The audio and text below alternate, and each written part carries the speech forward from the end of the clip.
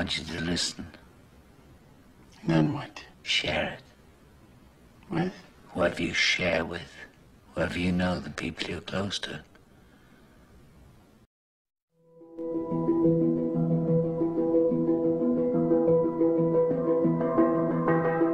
Tonight's talk is consciousness, creativity, and the brain. And if you have a golf ball-sized consciousness, when you read a book, you'll have a golf ball-sized understanding. When you look out, a golf ball-sized awareness. And when you wake up in the morning, a golf ball-sized wakefulness. But if you could expand that consciousness, then you read the book, more understanding. You look out, more awareness. And when you wake up, more wakefulness. It's consciousness. And there's an ocean of pure, vibrant consciousness inside each one of us. And it's right at the source and base of mind, right at the source of thought, and it's also at the source of all matter. There is no matter as such. All matter originates and exists only by virtue of a force which brings the particle of an atom to vibration and holds this most minute solar system of the atom together. We must assume behind this force the existence of a conscious and intelligent mind. This mind is the matrix of all matter. Matter seems like a good place to begin. The solidity of the world seems totally indisputable. As a fixed thing that you can see and touch, your body is also reassuringly solid. But beginning with Einstein, modern physics has assured us that this solidity is a mirage. All of physical matter, everything we have around us, is the result of a frequency. And what that also means is that if you amplify the frequency, the structure of the matter will change.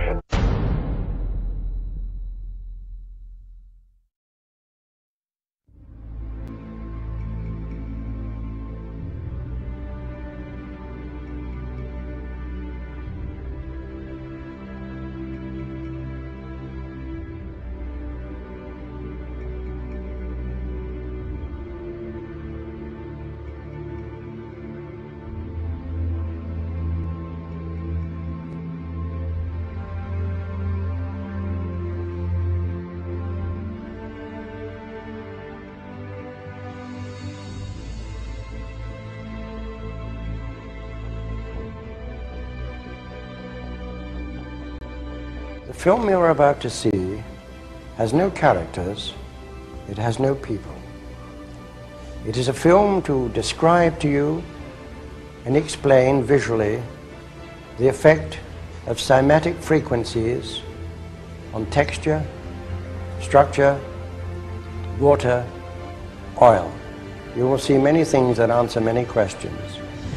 You will see living forms, living amoeba, almost animal-like creatures. You will see continents being formed, the earth itself coming into existence, explosions, eruptions, atomic explosions and bombs.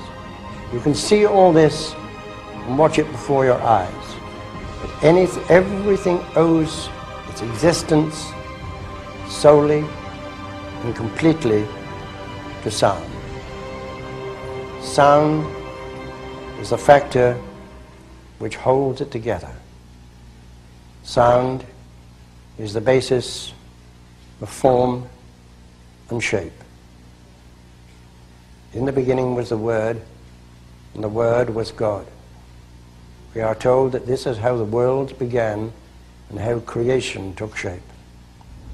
If we put that into the modern idiom and say that into the great voids of space came a sound, and matter took shape. Please watch carefully.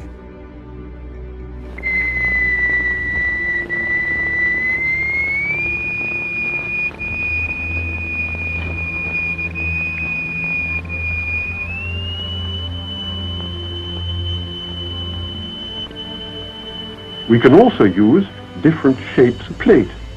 Here we have a triangular plate with a crystal attached to its underside and produce a sonorous figure. We change to a higher note and see a rather more complicated figure.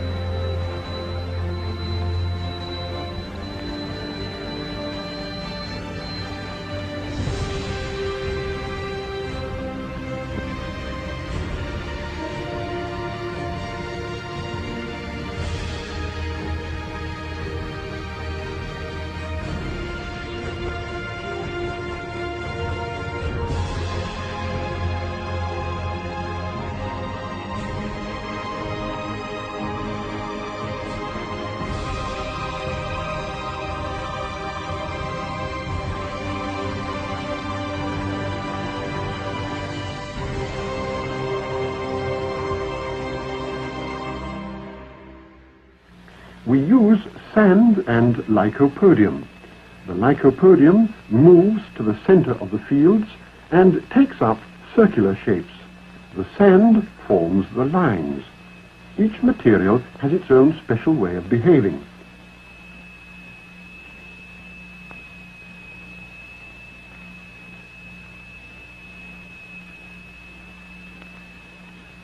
Lycopodium alone, a sonorous figure, transition to a mobile flowing phase,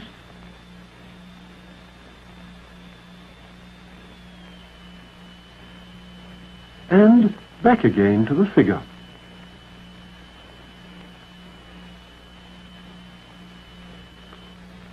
The sonorous figures represent stationary waves, but now we can also observe moving waves.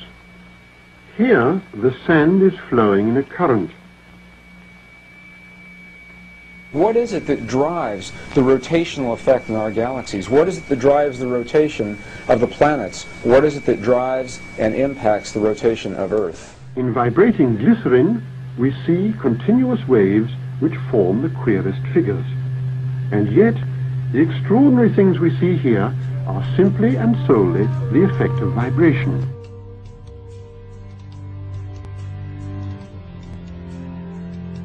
Now, what we've seen up until now are single signals, single frequencies projected in the matter.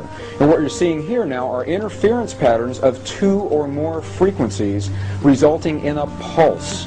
The pulse of the human heart, the pulse that drives the blood through the veins in your bodies. What is your heart responding to? Where does that pulse come from?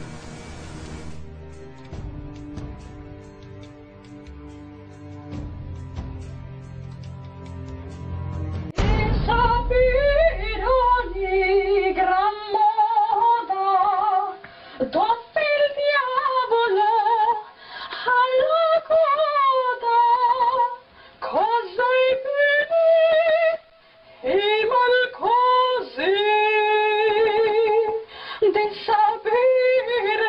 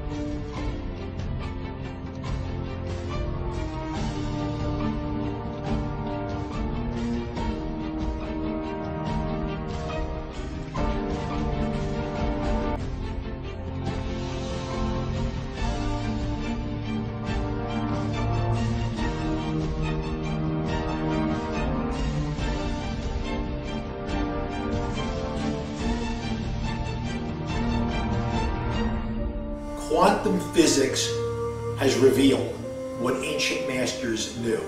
Matter does not exist. The concept of substance arose from the philosophy of Aristotle, and from that concept came science's conception of matter. The fact of the matter is that the substance of the universe is consciousness. Belief that the substance of the universe is matter leads to what I call a fear-greed dichotomy, as people in their quiet desperation attempt to accumulate as many material possessions and riches as possible. In fact, the substance of the universe is consciousness. Therefore, it is behavior that is important.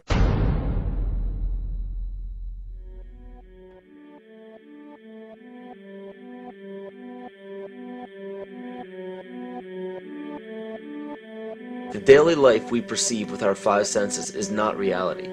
Quantum physics has shown that space and time are illusions of perception. Therefore, our bodies cannot truly be a reality if they occupy this space. Ernest Rutherford performed an experiment in Manchester that revealed to him the shape of the interior of an atom. Scientists were shocked to discover that the atom is almost entirely empty space. The question then became, how could this empty atom possibly make the solid world around us? Our true consciousness does not exist in our brains or in our bodies. But this illusion of our individual bodies, along with the misinformation of our true origins, has manifested the idea that we all think independently from one another. With this misunderstanding, it would seem impossible to scientifically explain telepathy, clairvoyance, spiritual mediums, and other phenomena dealing with transferring information between sources without physical means of communication. But when you understand that there is a common spiritual bond between all things in the universe, and that we are all part of one divine intelligence, no phenomena is unexplainable. The blank matter within the most basic building blocks of perceivable existence is malleable and molded by intent. This means that consciousness shapes our reality. This seems difficult to accept for most, and it is quite understandable. In modern times, we are taught from an early age how to think rationally and tangibly. This is a very left-brain method of education, and it has more harmful effects than it's given credit for. The left brain deals with logic, details, facts, patterns, practicality, science, and math, as the right brain deals with feeling, intuition, symbols, images, risk-taking, philosophy, and religion. With a deliberate push for government-controlled educational curriculums, generation after generation of the youth are being taught to focus only on the facts, figures, and numbers. Repetition is used to train children subconsciously to accept what they're learning. Children aren't rewarded for questioning the validity of the information they receive. They are ridiculed. However, the children who blindly accept the information as true and merely regurgitate the information on command when it is time to take a test, those children go on to become the decision makers in our government, law, medicine, business, and every other occupation with power and prestige. The most detrimental effect of being pushed away from holistic thinking with the full brain into a strictly left brain thought is what is known as the suppression of the feminine. Every male and female have both feminine and masculine qualities. It has nothing to do with man or woman. These are represented by the left and right brain, yin and yang, black and white, light and dark, and most every other duality. Both are vital to our spiritual and physical health. So the intangible parts of our existence, such as emotions, are part of the true reality of higher consciousness. If emotions are part of a realm that we cannot experience with our five senses, then how is it that we are all aware of our emotions? What most people believe to be emotions are not truly the emotion itself. What we are experiencing is the physical manifestation of these emotions. Anger causes disturbance in the psyche, which manifests itself in the ego. These manifestations cause the heart rate to increase, body temperature to rise, and spawn many other physical traits that signify anger. Just as music from the radio is a physical manifestation of an intangible signal, our experience of emotion is the physical manifestation of an intangible signal as well. It has been shown that our emotions have a vibratory frequency to them. Furthermore, there are only two emotions that humankind experiences: fear and love. All other emotions branch either directly or indirectly from these two emotions. Fear has a long and slow frequency vibration to it, while love has a very rapid and high frequency. To show that vibration is the very foundation of existence, Hans Jenny developed what is known as cymatics in the 1940s to show that when vibrations of sound are passed through a form of media, there is a set pattern that will follow. When the frequency increases, the media develops into a more complex pattern. This is precisely what is happening to our Earth and to humanity. There are 64 possible codes of amino acids in our DNA structure made from 4 elements: carbon, oxygen, hydrogen, and nitrogen. By any means of logic, we should have all 64 codes activated within our DNA structure. Yet we presently only have 20 active codes.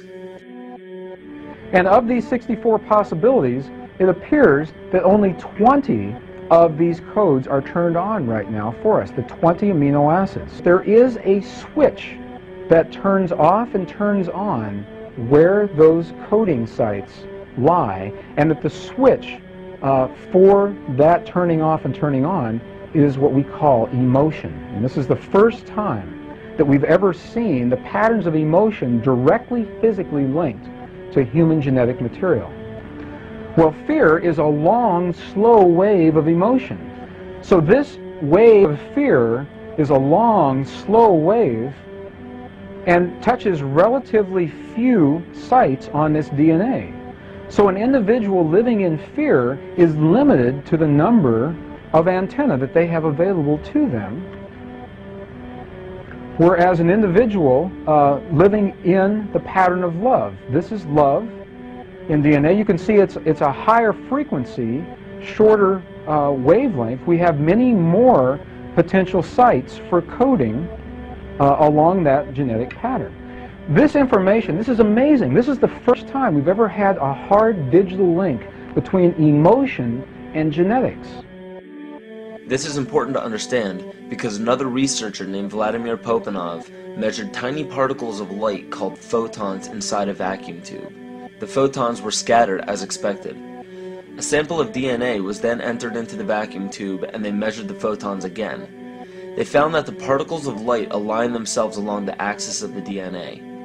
Then, as they removed the DNA sample, the photons remained aligned to the same form of the DNA, even though no DNA was present.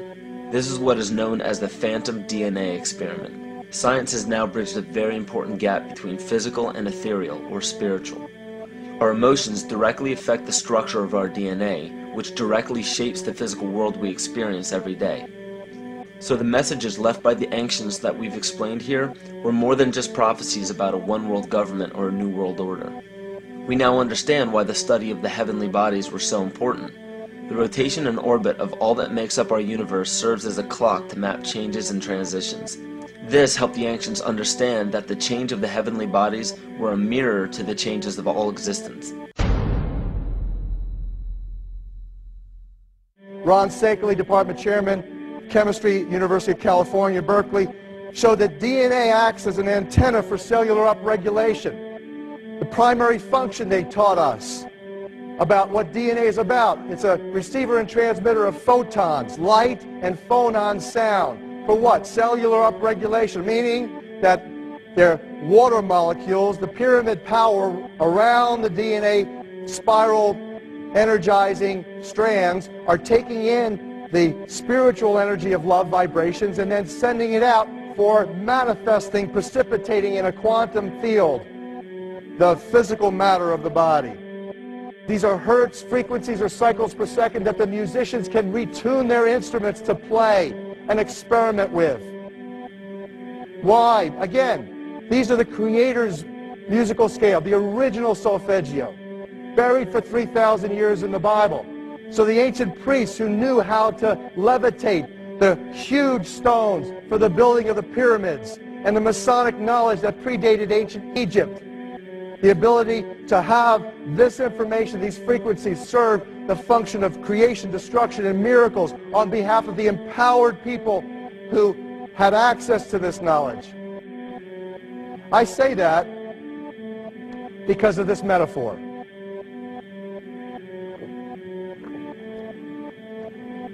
This is the difference between the power of our Creator and anything else, particularly evil.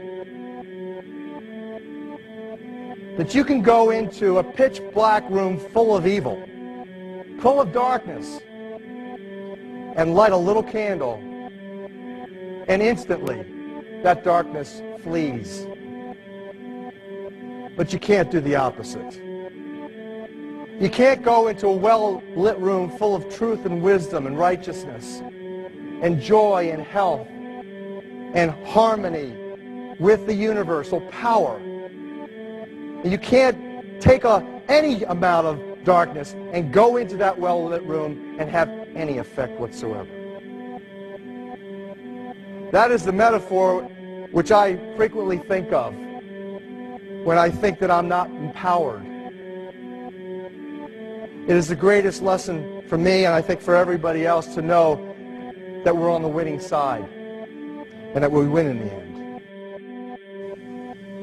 As you are watching this, understand that it is not a fight to be fought. It is not a war to be waged. No gun rights have to be exercised. Not a finger has to be lifted. Most people wonder how one person can make a difference. They ask that if all this is so simple and this information is available, why hasn't someone else conquered their fears and changed the world for everyone else? This is the most difficult and beautiful conundrum to our lives. Your reality affects you and only you. Your curiosity has led you to this genre of information to serve a very specific purpose in your life.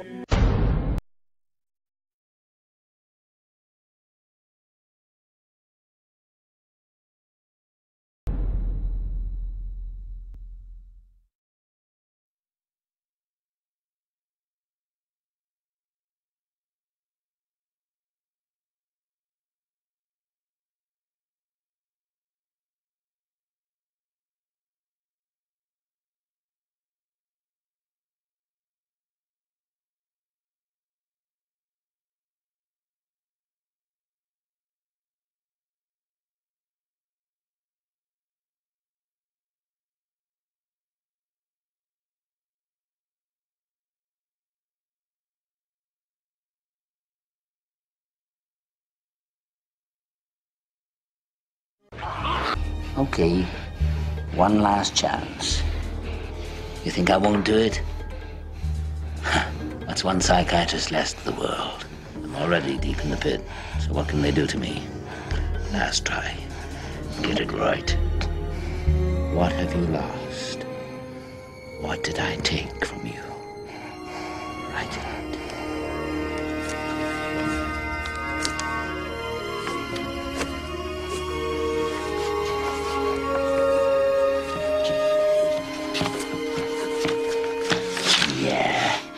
Congratulations.